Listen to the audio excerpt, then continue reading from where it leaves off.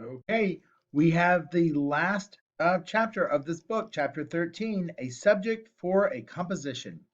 Um, Yesterday, when we read, Ralph had successfully gone and gotten the aspirin and brought it up to the boy, and so we're going to see what happens next. Ralph was a hero in the mouse hole that night. His admiring relatives gathered around, begging to hear the story of his adventures. Ralph could not help bragging a little as he told the story of his travels, beginning with the search of the second floor rooms, skipping the part about the teacher trapping him under a drinking glass, and ending with Keith's taking the aspirin and finally falling asleep. But are you sure it really was an aspirin tablet? Ralph's mother could always find something to worry about.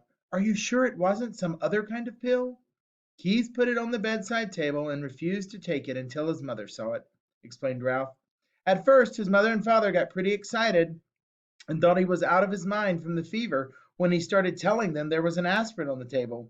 Then, when they saw the pill and could tell from the letters on it that it really wasn't aspirin, they decided the night clerk must have found it and brought it up. They thought the windows rattled so much they did not hear his knock.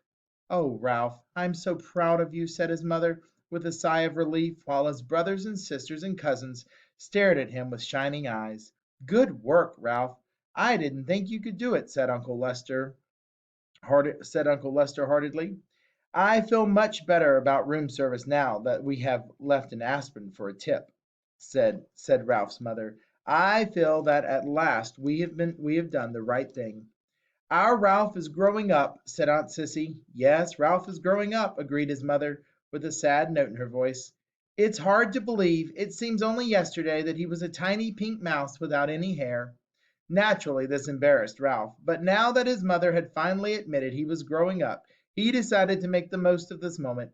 "Now, can I go down to the first floor by myself?" he asked eagerly. "We'll see," said his mother, looking worried once more. "Nonsense," said Uncle Lester. "Of course he may go. Ralph had shown that he can be a very responsible mouse." "I guess you're right," agreed Ralph's mother nervously. "Oh boy!" exclaimed Ralph.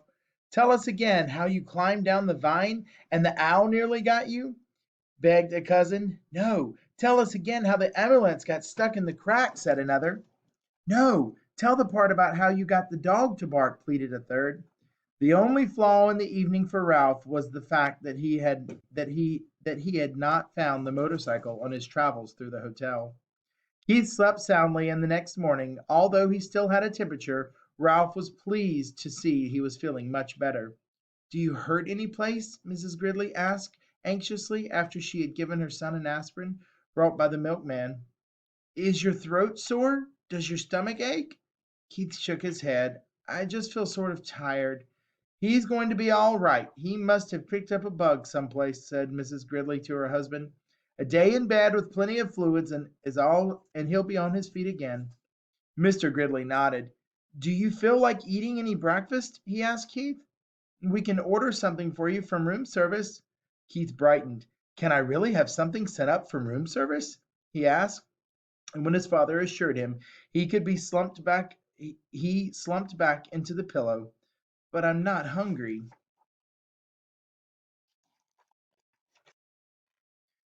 "Some orange juice would be good for you," suggested his mother. "All right," agreed Keith, and then added, as if he suddenly had an inspiration, "and bacon and toast and jelly." "Your appetite seems to have come back in a hurry," remarked Mr. Gridley as he picked up the telephone and asked to be connected with room service to order. He thought the breakfast he thought the breakfast was for his son. As soon as the adults had gone, Ralph popped out into the room. "Hi," said Keith. "Thanks a lot for the aspirin. It really helped." "That's all right," answered Ralph modestly. "Where did you find it?" Keith was curious to know. "Under a dresser down on the first floor." The first floor! Keith could not believe it. "How did you manage to get it up here?" Once more Ralph told the story of his night's adventures, skipping the part about the drinking glass, but making it sound as if he had narrowly escaped the horny talons of the owl as he traveled down the vine. Golly! Keith was amazed at Ralph's story. "You know what? You're a pretty smart mouse, and brave one too. It was nothing, said Ralph in an offhand manner. Nothing? It was plenty. You risked your life. The boy's admiration and gratitude made Ralph feel even prouder of what he had done. I parked your ambulance out in the hall, he said, wanting Keith to know how responsible he was. Your folks will probably see it and bring it in when they come back. That reminds me, you didn't happen to see my motorcycle anyplace, did you? Keith's question was unexpected. Well, no, I didn't. Ralph suddenly felt less proud of himself. But I didn't have much time to look. Yeah, I know. Keith was sympathetic. I just wondered. A knock at the door sent Ralph scurrying to the knothole. Come in, called Keith. Matt entered with a tray. Here you are, and here is your ambulance. I found it out in the hall, he said as he set the tray across Keith's knees. Sorry to see you're under the weather. Thank you. I'll be all right. Keith handed Matt a coin his father had left for a tip.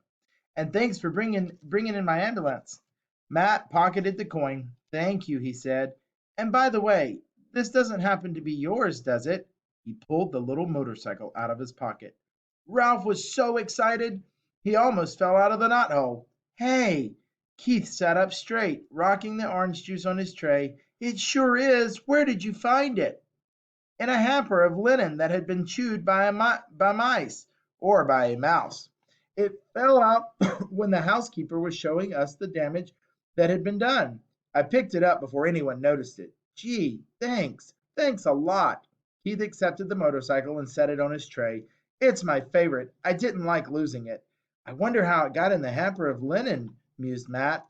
Keith grinned but said nothing. Old Matt rubbed his chin and stared at the ceiling.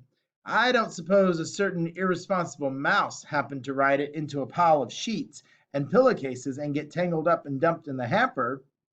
Keith tried not to laugh. I don't know any irresponsible mice, he said. Only one responsible mouse. Say, how did you guess? There isn't much around this hotel that escapes my attention, said Matt. I saw that mouse out in the hall with the little motorcycle. I imagine he's a regular speed demon. Ralph could no longer stay out of the conversation. I'm fast, but I'm careful. I haven't had an accident yet, he boasted, and added hastily, recalling his fall into the wastebasket. At least not since I learned to ride the motorcycle. If there is anything I can't stand, it's a cheeky mouse, remarked Matt good naturedly. What do you call getting tangled up in a lot of linen? What I mean is, I didn't crack up in the motorcycle, said Ralph dignantly. He's not cheeky, defended Keith. He's brave. You aren't going to tell the management about him, are you? What's the use, said Matt. If they get rid of these mice, more will move in. Anyway, he's a cute little fellow. It cheers me up just to think of him tearing around on a little motorcycle. If only I could, thought Ralph. There followed an unusually pleasant day for the mice. Keith stuffed the bacon and the toast and the jelly through the knothole. The mice feasted on bacon and jelly before the ants could get any of them, and stored the toast against the rapidly approaching time when Keith must leave the hotel. They slept all morning while Keith alternately napped and played with his cars. For lunch, they enjoyed peanut butter sandwiches again. Ralph did not sleep well that afternoon. He found himself thinking of the tantalizing glimpse he had had of the ground floor and all of the opportunities it offered mice. Crumbs in the dining room, leftovers in the kitchen, scraps in the garbage. He lay daydreaming on a pile of shredded Kleenex. He could see himself in the first floor pilfering crumbs in the dining room at night after the guests were in bed. And from the dining room, he could go into the kitchen right past the night clerk, who was sure to be asleep. If only he could make the trip on the motorcycle. The thought of the motorcycle put an end to Ralph's daydream and made sleep impossible. After tossing about on his bed of Kleenex, he got up and poked his head out of the knothole. Keith was awake, lying back on the pillows with his cars beside him. He smiled. He smiled at Ralph. How are you feeling? Asked Ralph. Sort of tired, answered Keith. Ralph climbed through the hole. Where are your folks? They went out for a little while. They'll be back. I'm supposed to take a nap. Are you going to? Asked Ralph. I'd rather talk to you. Keith leaned over and set the motorcycle on the floor. Want to ride it? He asked. Do I want to ride it? Ralph could scarcely believe he had heard correctly. You mean you'll let me? After the way I lost it for you? You proved you could be responsible when you brought me that aspirin, explained Keith. You're more grown up. Thanks, said Ralph modestly. I guess mice grow up faster than boys. Keith sounded as though he longed to grow as rapidly as a mouse. You grow a little bit every day, Ralph said as he removed his crash helmet from his hiding place behind the curtain. I guess you're right, agreed Keith. My dad measures me every 6 months against the door jamb of our kitchen back in Ohio, and each mark he makes is higher than the last, but I never feel myself growing. You wait long enough and you will be a grown-up. Ralph felt as if he had said something very wise as he slipped the rubber band on his crash helmet around his whiskers. I guess so.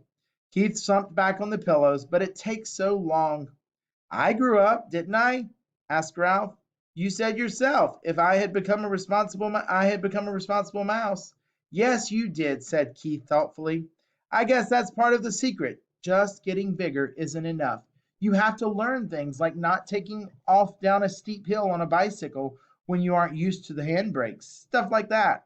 Ralph walked with a slight swagger to the motorcycle, grabbed the hand grips, and threw his leg across the seat. He remembered to pick up his tail before he started. Poop, poop, poop, poop, poop, poop. He took off across the carpet and circled the room, covering the rough parts under the dresser and chair, and coming to a halt beside the bed.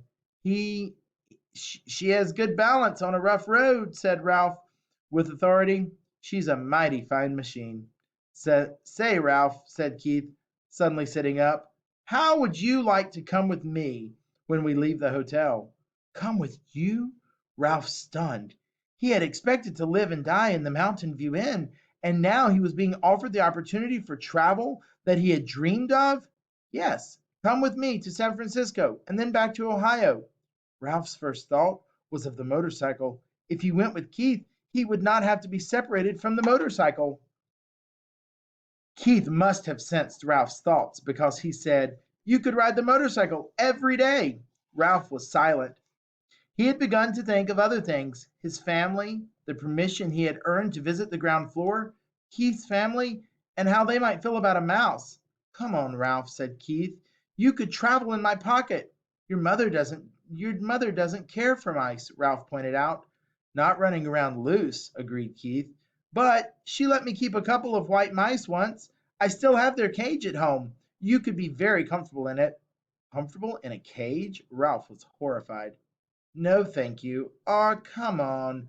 Would you like to be shut up in a cage? Demanded Ralph. Well, no, but neither would I, said Ralph, especially now that I can finally go to the ground floor. In his disappointment, he slumped back on the pillows once more. I guess I knew you really wouldn't want to come, he said. I understand. I sure will hate to see the motorcycle leave, said Ralph, and added hastily, and you too, of course. The boy and the mouse were silent. Both were thinking of their wishes and their regrets that their wishes could not come true. Keith rolled over on his side and propped his head up on his fist. Would you like to keep the motorcycle? He asked. Keep it? Me? Sure, said Keith. I can save up my allowance and buy another one when we get back to Ohio. You really mean it? Ralph could scarcely contain his excitement. Keep it for my very own? Of course. How come? Ralph wanted to know. I just like to think of you riding it, said Keith. You know, if you grew up enough to be trusted with a mouse-sized motorcycle, maybe someday I could earn a big one. The excitement drained out of Ralph. I can't. I don't have any place to keep it. It's too big to go through the knothole, and I couldn't hide it behind the curtain forever because I've heard that after Labor Day, when there aren't so many tourists, they take the curtains down to be cleaned. All right, I'm gonna stop it here, guys, and I will load a second video to finish up the rest of this chapter.